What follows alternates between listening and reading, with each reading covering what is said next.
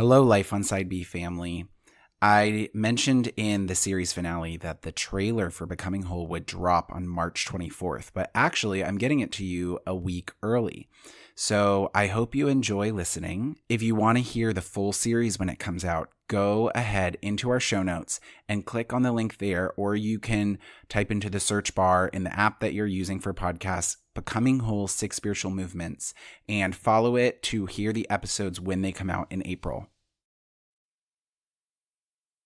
The queer Christian journey is marked by so many questions. Can I even be Christian? Does God approve of me as a gay person? Am I going to hell for simply being attracted to the same sex? Are queer identity labels okay to use? Can I get married? Who should I marry? Every queer person who has spent any time around Christianity has asked these questions. How do you go your formative years being so bullied and you have this internalized homophobia to being invited to embrace a certain side of yourself that would bring healing? These questions speak to a greater problem within the American Christian church and how it has handled formation, especially around sexuality.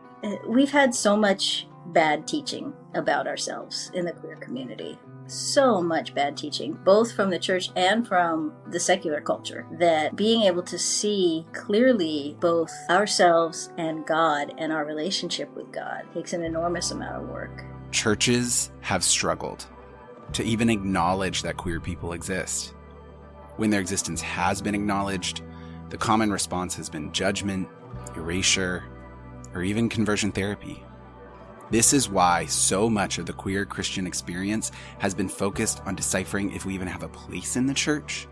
Then, when we figure out that we have a place, we spend so much time defending that place and even figuring out what it looks like.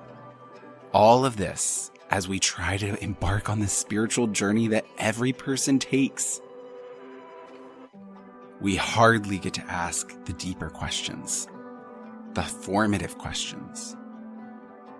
What does it look like to be spiritually formed as a queer person who follows Christ? My name is Josh Proctor. I am a spiritual director, podcaster, and pastor.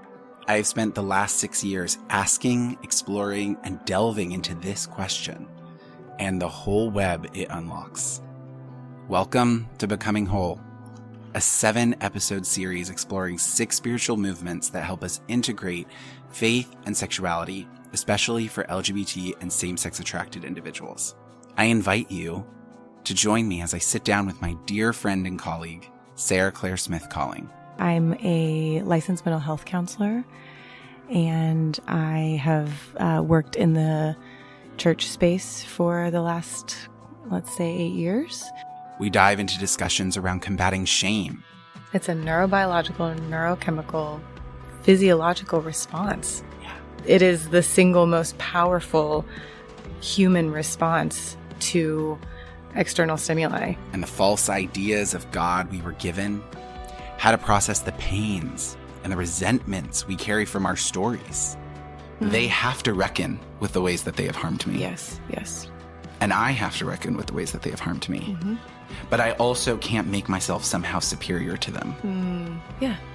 Because you're kind of leveling the field. The privileges, the marginalizations, and the isolations. And through it all, how to find wholeness and connection with God, others, and even ourselves. I see who God created me to be, and I can see that that is good. Mm-hmm.